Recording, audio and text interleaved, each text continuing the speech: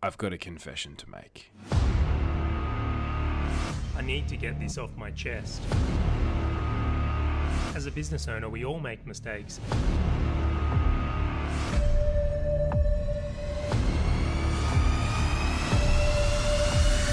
I've got to confess. And we are live once again, Confessions of a Business Owner. Today, I am very, very fortunate to be joined by a good friend and absolute champion business owner, Peter Moriarty of itGenius. How you doing, Pete? I'm doing awesome. Great to be here, Charlie. Thanks for having me, dude. No, my absolute pleasure. And I tell you what, when you handed over what the confession of today's episode was going to be, I was overly compelled and intrigued to make sure we got this one on the show as soon as possible. So I understand you're in the Philippines at the moment. How's things over there? I am. It's 30 degrees and it's not humid. It feels like a Sydney summer. It's absolutely stunning here at the moment. So a bit different to you in a hoodie in Melbourne, but it's really nice right now. Yeah, the contrast is just absolutely hilarious. Like I'm literally freezing and you look like you even have a slight tan going on at the moment, which makes it more interesting. I'm working on it. So for those of the people that are listening that don't know, can you explain what itGenius does? Sure. We're a technology consultancy and we work with small business owners. And so how we like to describe that is we help business owners achieve more freedom in their life through putting the right tech tools in their business. So more freedom might be a more profitable business. It might be a team that runs more smoother operationally and has better productivity. Or it might be a business that has more flexibility in when the business owner works and where the business owner works, and therefore allowing them to travel more, achieve their dreams, have adventures, and do all the fun stuff that a business really should allow you to do. And so how we actually make that happen is we help implement technology in businesses where Google is. So primarily we're working with the G Suite and Google Cloud ecosystem. So you would know that as Gmail and Docs and Drive and Google Calendar. And we are primarily helping businesses move out of the Microsoft world into the Google world. But then also once they're in the Google world and they're running on G Suite, we help them get the most out of the platform, train their staff, consult on best practice, and just basically make everything Googly work really well in the back end of a business. Absolutely. And take that Microsoft, Google all the way. I mean, it's crazy. Over 5 million businesses worldwide now use G Suite for absolutely everything, including Woolworths have 300,000 employees on G Suite. Some of Australia's other largest organizations like the New South Wales Department of Education has over 1 million mailboxes, teachers, students, faculty members, all using G Suite. And then Fairfax, News Corp, Dick Smith, Kogan, Virgin, a lot of really cool businesses have all made the switch over to Google. It doesn't really surprise me at all to hear that because honestly, they just make really good stuff. G Suite is amazing. We use it. Most of the business owners I know in the tech world use it, and that's because it's just unbelievable. But one of the things I find interesting in this is not that Google is amazing, is that you picked up on it so early. I think I would almost call you an early adopter. Was there something in it where you thought Google's the way everything's going? I'm going to jump on this. Well, it's funny. Like we were a Microsoft partner, and we come from the managed service world, IT managed services, right? So we've got Cisco techs and Microsoft techs. We've even got a few ex-Microsoft people who work for us in the business who actually worked at Microsoft. And years and years ago, we've been running the business nearly 10 years. Years and years ago, we had a customer's server go down, and we had to get them back up and running really quickly so they could just get access to email without, while we had time to repair the server, because it was going to take days to defrag and fix it and do everything. And what we did was we switched them over to what was then called Google Enterprise or Google for Business. I think, this is nearly 10 years ago, 2011 we're talking. And we switched the customer over, which was effectively over to what's now G Suite. And then we repaired the server. And when we were ready to bring the server back online, the customer said, "Oh, no, don't worry about that. This Google thing seems to be working fine." And a light bulb moment went off and I went, "Whoa, holy crap."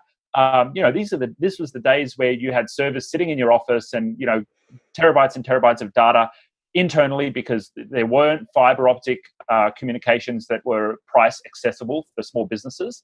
And the customer said, no, we'll just stick with this. This is working for us. And I went, oh, wow. As the internet gets better, this is probably what the rest of the world and the rest of Australian small businesses are going to want to do. And so, as they say, skate to where the puck is going in hockey, even though we don't have hockey here. Skate to where the puck is going means that, position yourself in the right place when the change happens. And that's basically what we did. We bet the house on it. We said, all right, we're going to stop selling Microsoft. We're just going to sell everything Google. And it took many years, like 3 or 4 years, eventually for the seesaw to kind of tip, where we were able to fully fund the business doing G Suite and Google services, and we stopped doing traditional IT services. And so we're now a pure play G Suite Google consultancy. What a move. And I love that saying, skate where the puck is going. Is it, I'm trying to remember his name, Wayne Gretzky or something like that? I'm going to say I've probably just butchered this, saying some ice hockey fan's going to do it from there. But nonetheless, I think it's a really powerful context for business owners, and very well played by you, Pete, because, these days we all just I think we really take Google for granted. We forget how, I'm one of those, I'll say, semi-dinosaurs that still has server parts in my garage at home, but such a great way to do it from there. Now, the reason I brought you onto the show today is because there was a story that was published, which I haven't got the article in front of me, but a phenomenal story in which you managed to acquire your biggest competitor in 48 hours, which is a really, really interesting thing. And I would love to hear the story and the confession, or the untold story of that article that comes with it.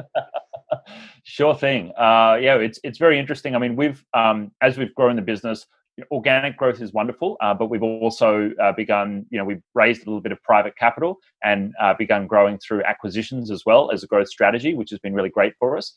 We now have over 15,000 end users that we're managing, over more than 1,000 customers. So end users, the staff working in all the businesses that we support. And so we've always looked for ways to, quickly, grow. Everyone wants to grow their business, right? We've looked for ways to have more impact by growing the business, and acquisitions have worked for us. And so August 2016, I was having a chat to one of our competitors, and they were, interested in exiting their business. There was a business owner. The father of the business owner was a director in the business, but not really operational. And there was one employee in the business, and they were doing about $500,000 or $600,000 in revenue. So not too bad, not crazy big, but not too bad. And I had a discussion around them, around buying the business with them. And we were talking somewhere in the 6-figure range for that business. I was really interested in the deal. We had the capital to make it happen. And then they ghosted me, right? Which was really interesting. Completely ghosted me. And I thought, oh, gee, that's weird. And look, I knew they had some debts, and I knew the business wasn't making a heap of money, but it was making enough money. And to be completely frank, the business owner was just kind of leaving the business to run itself. They were not quite running it into the ground, but they were leaving it to do its own thing. It was paying for the employee, and it was making some profit. It was making, I think, after the employee was paid, it was making another $50,000 or $80,000 a year clear. So the business owner, he was working for another company. He just kind of didn't care about it. But anyway, he ghosted me, which was weird because I was offering to put 6 figures in his pocket for this business, and just kind of ghosted me. And this magic thing happened. A month later, right after it ghosted me, and I'd kind of given up on the idea. I was in the Philippines, and I was running we run a team conference now 4 times a year. We fly all our team into one city, and we rent a villa or a hotel, and we do training and get everyone together and social events, and we do that over a jam-packed 2 or 3 days. We call it our Genius conference, and it was the night before the Genius conference was going to start. So we were having our social dinner, and everyone was, chatting and having beers together because they only get to catch up face-to-face once per quarter. And I saw the support ticket come in, and it's Thursday night or Friday night, right? I see the support ticket come in. I think it was Thursday afternoon. And the support ticket said, my Google reseller has just gone into liquidation. I want to switch from them over to itGenius. And I thought, oh, that's interesting. Happens from time to time. IT people disappear, whatever, they shut their businesses, and we get we call them refugee customers that come to us, right? They want to transfer in. Great name. Absolutely. said, okay, cool. And I looked up the support ticket and it said it's Chromeworks, which is this company that I'd offered to buy just a month prior. And I went, whoa, that's very interesting. What's going on there, right? So immediately I thought, okay, I've got to check this out. So I jump onto the ASIC website and I look up the company and I work out, okay, they've been put into administration, into liquidation, right? Their registration status had been changed. And I thought, whoa, holy shit. What I know is that when a company goes into liquidation, because we've seen it happen before, is you effectively have refugee or orphaned customers. And I knew that there were hundreds of these. We're talking about like nearly 400 customers, because I knew a little bit of information about this business. And we're talking about like 4,000 or 5,000 licenses. And at the time, that was a 40% growth of our current customer base, because we only had, I think we had seven or 8,000 customers at that time, right? And so I jumped on the phone and I called, not the business owner, because he was incommunicado. He'd gone to ground, right? He'd gone, bugger this, I'm done, forget about it. The business owner had disappeared. But his father, who I had a personal relationship with, who was a direct non-operational director in the business, I called him and I said, Tony, what's going on? And Tony said, I've just jumped off a plane. I've been overseas. I have no idea what's going on, but I've just heard that the company's been put into liquidation. That's that. And so effectively what I identified then was there is an opportunity here for us to hopefully and potentially take advantage of this situation. But I'm not exactly 100% sure what to do. We're on the eve of our company conference. We've got I'm in the Philippines. I'm not even in the same country, right? Tony doesn't know what's going on, but all I knew was there was 400 customers there who potentially could have somebody's help. And that's kind of the situation we were at. How's the timing on that? I love the timing. It's like right before the conference. It was crazy. It was right before the conference. So here's what had to happen. And the interesting part of this is there were 3 or 4 key negotiations that had to happen and had to happen quickly. So what we found out was they owed Google $200,000. And what had been happening was there was a dispute with the billing with Google, and they had stopped paying Google. But this massive bill had been accrued of $200,000 that was owed to Google, and from there, that effectively decided to put the company into liquidation rather than resolving it. For some reason, they weren't able to resolve it with Google, and so that's why the company got into liquidation. But the business owner had basically gone to ground.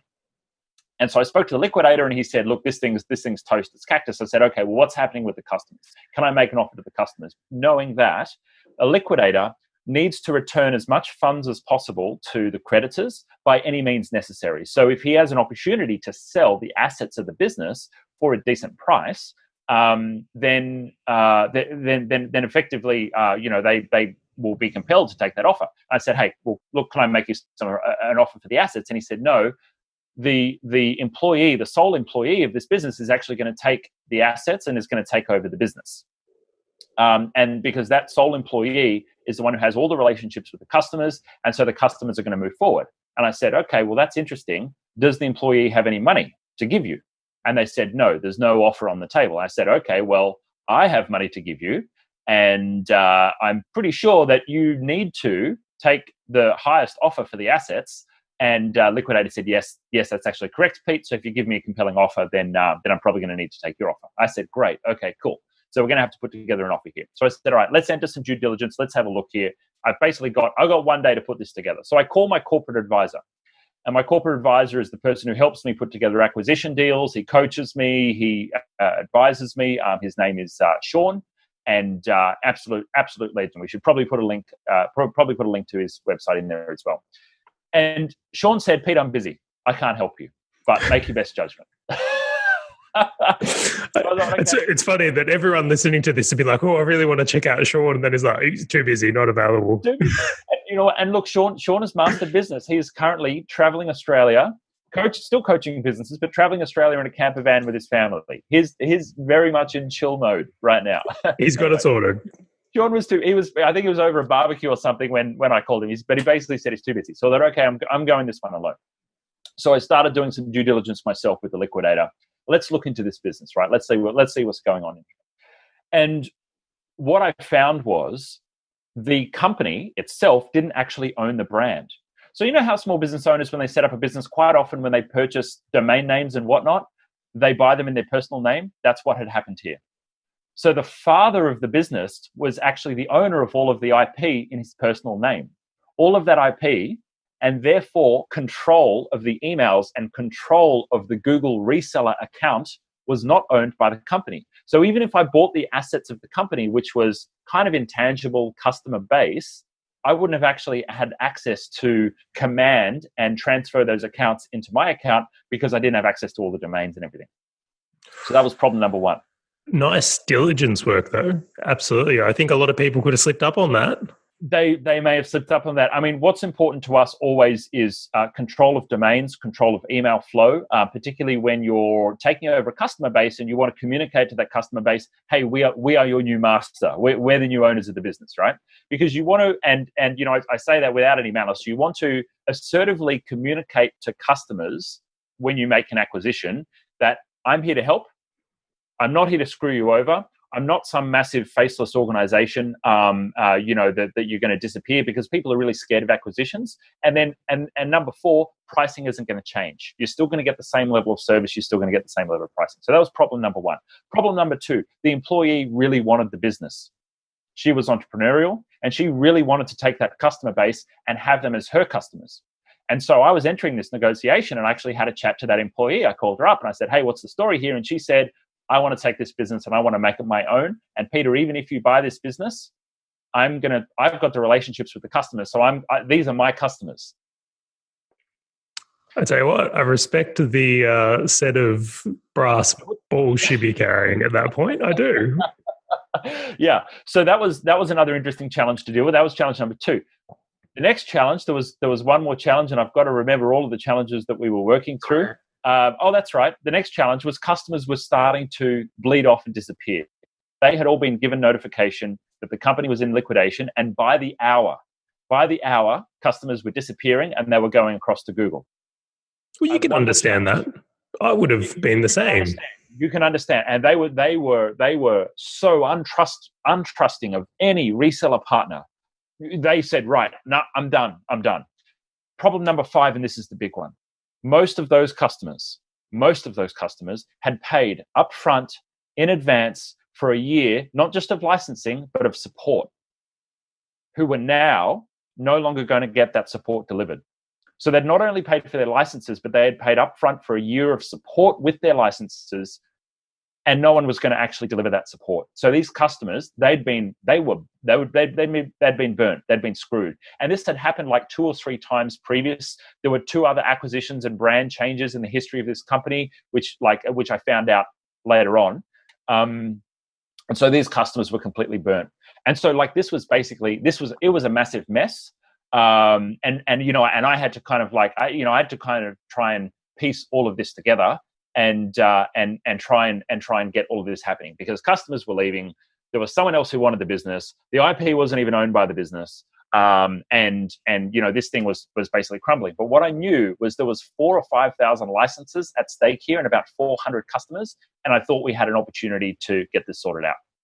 That's so interesting. I'm even more impressed you got this across the line now. Like, we know the end of the story, but it's like, in what you just said, I'm out. Like, I'm out of this deal on this criteria. So, Pete, well played.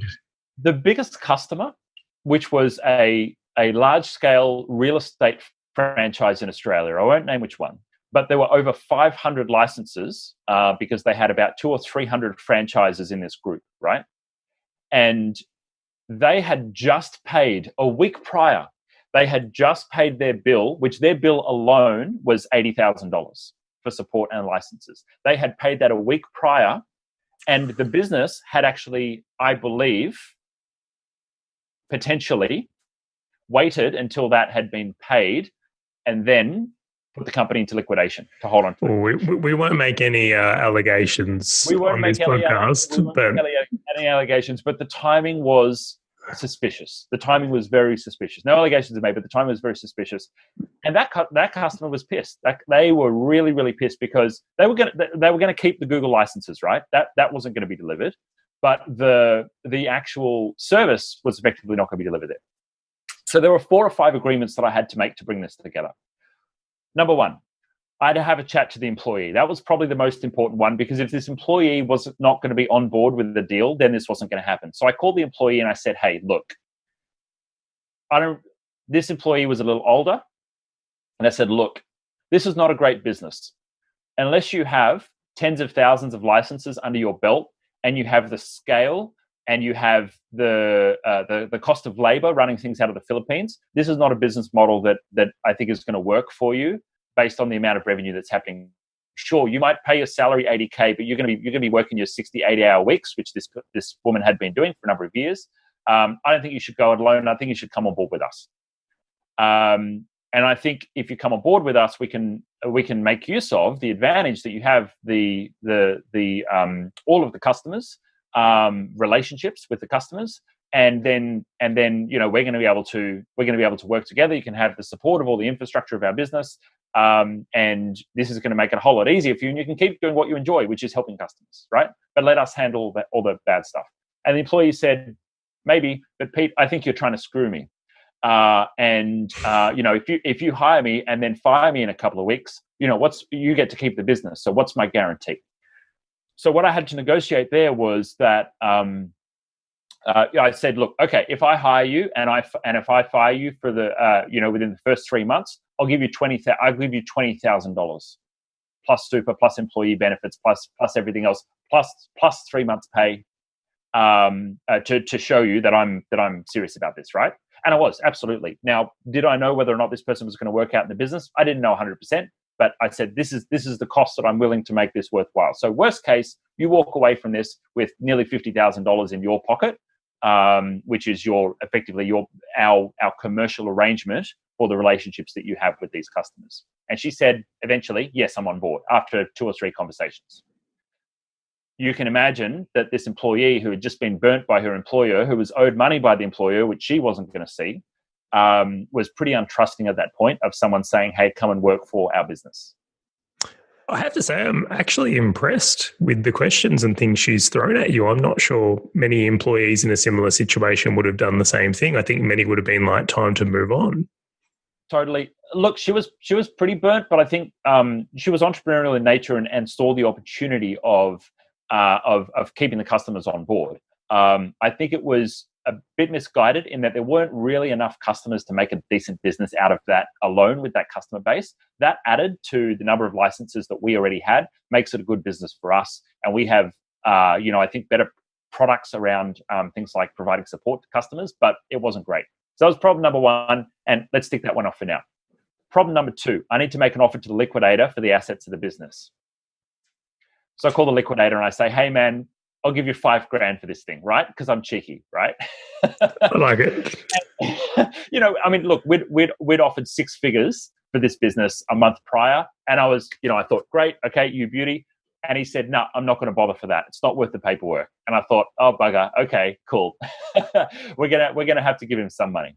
So it was within the 5-figure range, but we effectively were able to secure an offer for 15 cents on the dollar of what we had originally offered to pay just a month prior for effectively the assets of the business. And here's the interesting thing. There were no real tangible assets of the business that I was buying. The Google reseller account, that was under the control of the domain name, which was outside of the business. But I couldn't legally take over the customers, which it would effectively be in contravention of the Trade Practices Act if I'd acquired the business without actually having an asset sale of some sort with the liquidator.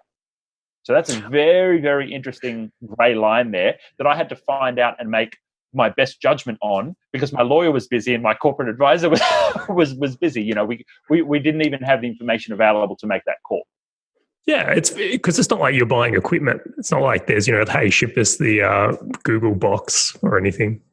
Zero equipment. But you can't walk into a business and say, hey, I own this thing now. Mr. Customer, you're my customer now, unless you've actually made a transaction with the entity, which is what we had to do. So we had to make a transaction with the entity. So I put that in place with the liquidator, right? I had that deal in place. But there was one more deal that I had to do. There were 2 more, actually. One more was I had to call the father of the business owner and secure the branding and the domain control. And I gave him a call and I said, look, and I had a good personal relationship with him, which was great. I'm friendly with all of our competitors in the space. I had a great relationship with him. And I said, look, what can we do here? And he said, Pete, look, my priority, and this comes down to deal making and negotiation, right? You want to make sure that you're always giving someone what they want and you're working towards a win-win. He said, Pete, you know what? Like, I don't need any money for this. My personal name is on the line here because I've brought many of these customers into this business, and all these customers have just got screwed by support not being delivered to them for the next year for the support that they've paid for up front, including that large franchise, I believe was brought in by him. So I said, okay, well, what can we do here? And he said, look, as long as the customers are taken care of, I don't mind. I said, great. I'm going to write you a contract. You're going to sell me the domains for $1. And then my promise to you, what you're going to get out of this deal is that I'm going to look after all of those customers, and I'm going to make a deal with them, and I'm going to make sure that they are well looked after for all of their existing credit that they've paid for up front. Do you agree to that? Yes. Great. Awesome. We've got that on board. So now we've got the IP and we've got the domains on board. I think there's a really powerful lesson in what you just said there about really understanding the win-win, though, because quite easily you were very aware of like what was important to him, which was saving face and saving the name. So by bringing that in, you didn't have to throw money at it, which a lot of people would do. And look, and he did, yeah. Well, I think a lot of people would lead with that, right? They would lead with, "Hey, I really need this. Me. Here's what I can give you, so you give me what I want." Whereas, strength in communications, and I learned a lot of this from Kerwin Ray, who taught me a lot about sales and negotiation and deal making. Start with what you can give. Start with what you can give, and how you can, of course, try and make it a win-win. Anyway, so we got that deal done. The next deal and the final deal was the deal with the customers. So we had this big customer base who were pissed. They'd just been screwed over, and they were in a mess. And we were effectively going to have to make a deal with the customers. Otherwise, this thing was not going to work. So I looked at it and I said, okay, what would this cost us to make this right with the customers? And the best way I could think to make it right with the customers was to say to them that if you stay on board with us for your licensing, so their licensing had been paid for a year, they didn't have to stay on board with us, but they'd been screwed on the support, which they had paid for, which they weren't going to get delivered. So I said, right, well, what's the best deal for the customers? And I said, okay, well, how about this? If we offered to honor the support that they had paid for in advance for free, in exchange, in a year's time when they're up for renewal, if they then renew with us for their licensing, no obligation to renew for support. But if they renew for us for their licensing in a year's time, then I think that's a pretty decent quid pro quo for the customers. So what we said was we basically prepared an offer and prepared communication to the customers. And we effectively said, okay, and this is, of course, once we made the deals with everybody else, we said, right, Mr. Customer, we've just taken over the assets of Chromeworks. Is staying on the employee who's going to be taking care of your account. You've already got a relationship with her and you're going to be well looked after. We are taking care of the licensing, even though it's not due for renewal for a year's time. The support that you have already paid for, we're going to offer to pay for that. Well, we're going to fund that and effectively deliver that over the course of the next year for free, with no obligation to continue paying us for support into the future, but a friendly agreement that you will continue to renew your licenses with us into the future. We're gonna lead with what we can give you, and we're gonna hope that we can deliver good enough service to you in the next year that you'll be happy to renew for us in the next year. And that was the pitch that we made to customers. We did the deals. We closed the deal with the liquidator. We closed the deal with the employee. We closed the deal with the previous business owner's father, who was director but had all the IP. We got all those 3 deals done. And the final deal was the customer. And this is 24 hours after we'd received that first support ticket into our support desk. And it was Friday night, and we were still, putting all this together, putting together the communication, and bang, we send the email, right? It's Friday afternoon and we send that email and we start getting responses from customers. And, we're talking about 400 businesses here that we've just taken on board and communicated this to. I was getting emails back, right? And it's Friday night. I'm getting emails back, and half the customers are saying, wow, that's amazing. Thanks so much. We're on board, right? Awesome. Great. And I've got my finance manager. She's got her finance assistant. We've got, some of our hosting staff all sitting there, transferring customers into our reseller portal, setting them up in our systems, importing, mailboxes and all that kind of stuff, right? But then we've got customers who are replying to the email saying, no, bugger you. I want to go back to Google, right? And so that was about 20 or 30% of the customer base that was coming back. especially the big ones, right? These were customers who had over 100 employees, and they were like, bugger this, I'm going back to Google. There is no way I'm working with another partner again. And so what we did was we got on the phone. So it's Friday night. All of our team, or the majority of our team, are having beers and catching up with their friends, and getting ready for the conference, which is about to kick off over the next 3 days. We've just acquired 400 customers and 4,000 or 5,000 employees to support. Right? We've just grown our business by 40% in terms of the number of users that we were supporting in a 24-hour period. And so what we did was we jumped on the phone to those customers. I called and set up meetings with all of the really big ones that were over 100 employees. And then the ones that were emailing back saying, no, I want to go back to Google, I jumped on the phone and said, hi, how you going? My name's Pete. I'm the CEO. I'm calling to let you know, what this offer is. We'd really like you to reconsider and stay on board. Give us a go. Before you say no, I know you've been through multiple rebrands. I know you've been through a liquidation previously with this company, but want to tell you guys that we're legit. We're the real deal. We're Google's #1 partner for small business in Australia. We're going to look after you guys, and you have my personal guarantee as the CEO. And thankfully, the result of that was in all, at the end of the day, we retained 95% of those customers, of the whole customer base. So 95% of the customers chose to stay. Over the course of the next 12 months, we had like 5 or 6 drop-offs. I'm just so happy with that. And I think that comes down to that we led with what we could give. We did the right thing. We did the right thing by the customers.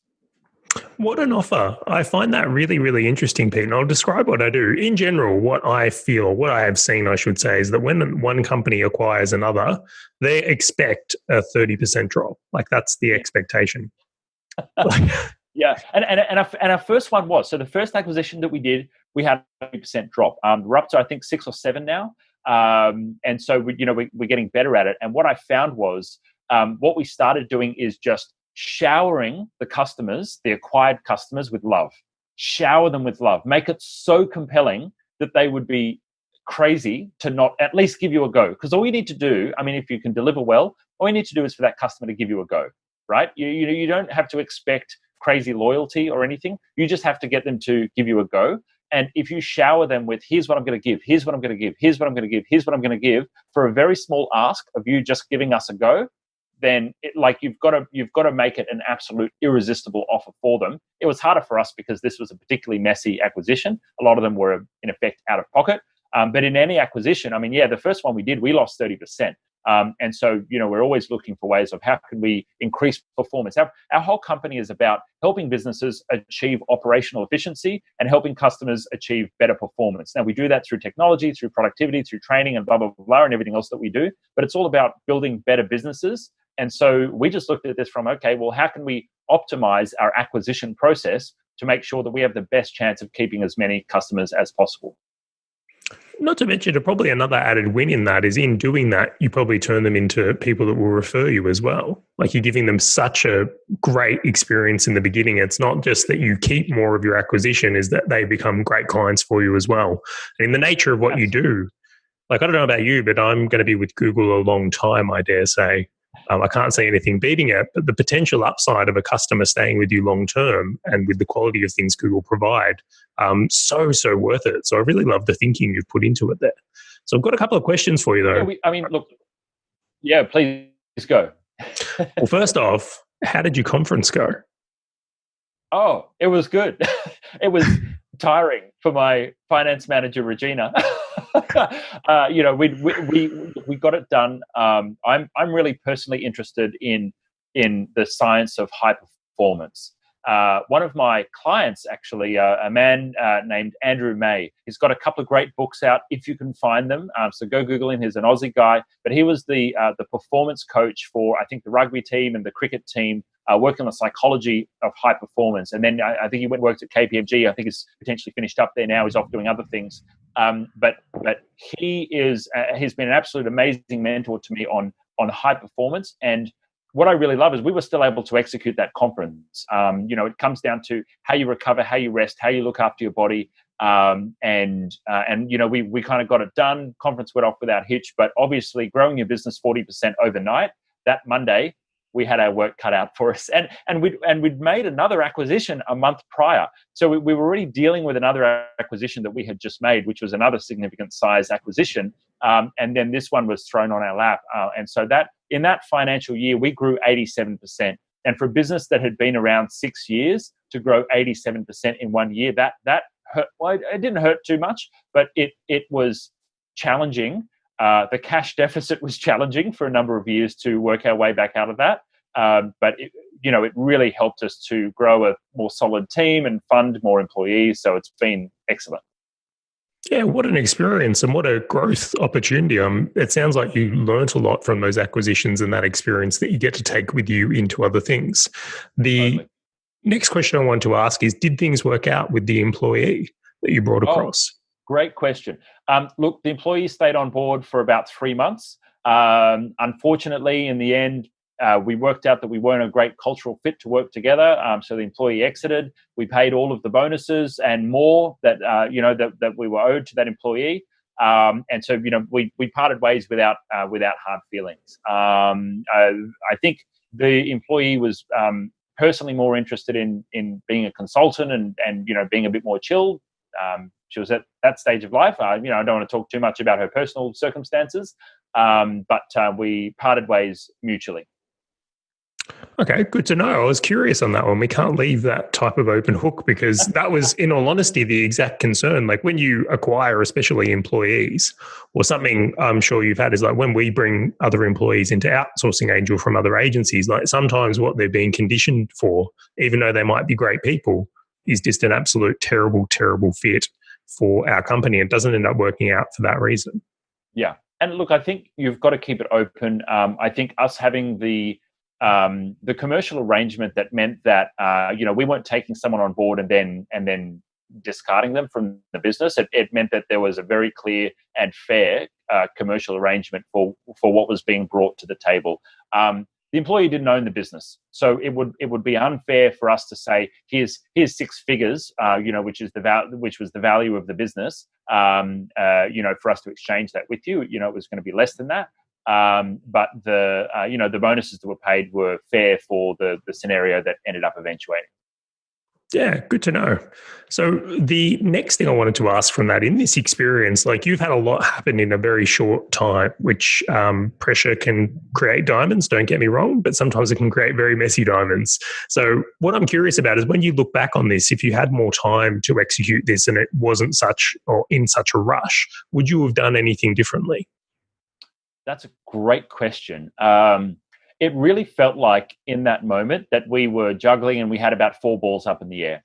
We had to come to 4 different agreements: liquidator, employee, the previous owner of the business and all of the IP, and then we have the customers.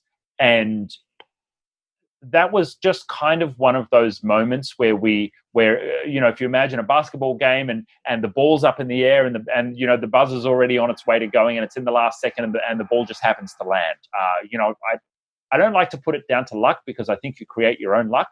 But I think we were pretty lucky to just be able to pull that one off.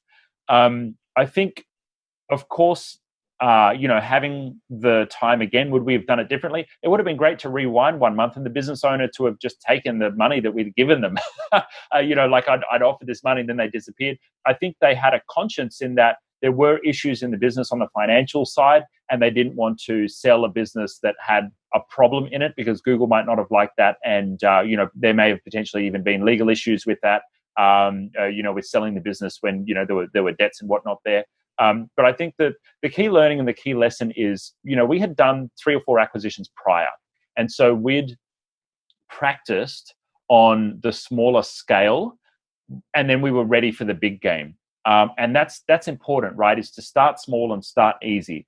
We work with a lot of customers who come to us and they say, hey, Pete, you guys are using Chromebooks and, you've got, most of our team work at home. Primarily, we're geographically distributed. We're in different countries. We're quite a radical business to many business owners, and they come to us and they say, Pete, I just want my business to run a little bit better. I don't need to go all Chromebooks and go 100% cloud and everything, and I'm a little bit scared of the change as well. And what I always say to customers is, look, we're off in fairy tale land doing lots of R&D and really pushing the limit of what a business can do. And that's because if we're doing all the hard stuff, then we can probably help you to change 10%, or we can help you to move 10%. So I think the idea is, there's this big shift to cloud, right, which many businesses are going through. They're getting rid of legacy systems. They're moving from MYOB over to Xero. They're moving from using a file server in their office to Dropbox or to Google Drive, or for whatever's happening online.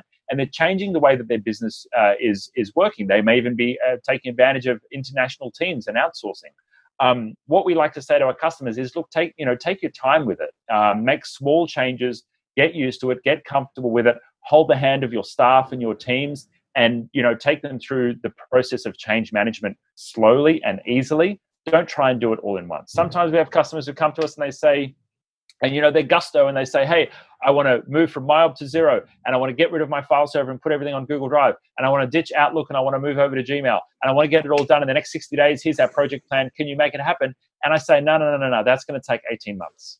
Let's pull it apart and let's do it step by step. And let's get your team sorted out. Because they come to us and they want to uninstall Office from their computers on Monday, and I say, no. If you do that, your staff will walk out of the office and they will disappear. Like when we transition someone from the Microsoft world over to the Google world, sure, day one, you do all your training and everyone switches from Outlook over to Gmail on day one. Yes, the data's all been migrated. We do all the background work, and then they go live on day one. And everyone's ready to work. But Microsoft Office doesn't get uninstalled from your computers until a year's time from that go live date. And some customers, they can do it in 3 months because they move quickly. That's fine. But we really believe in taking time with change and making sure that everyone's on board with that culturally, and they're comfortable with that change as well. And I think that's a secret to building better businesses. Is you may be a crazy, ambitious entrepreneur and you can change at the drop of a hat, but you need to make sure that your team come along for the journey. Absolutely. I really believe that as well. And Pete, I think we've just dropped you for a second there. Hopefully you come back to this call, as I say, this conversation. Oh, he's back. We're all good from here. But I agree, Pete. There's some really good lessons in that. It's funny that we get the exact same customer at Outsourcing Angel. There's the person's like, I want 12 VAs today. So, I want 4 teams. All right, let's just start with 1. Yeah, the bit I was saying as I cut off was, you've got to take your team along the journey with you. You may be an entrepreneur who can change at the drop of a hat, but you've got to make sure that everyone's along the journey with you, and you're leading the ship. That doesn't mean that you're the fastest paddler out the front of the canoe. It just means that you're making sure that the canoe's pointed in the right direction and everybody's paddling together. Oh, I think that gets quote of the day. It's quite fascinating. I've been spending a lot of time looking at the difference between efficiency and effectiveness.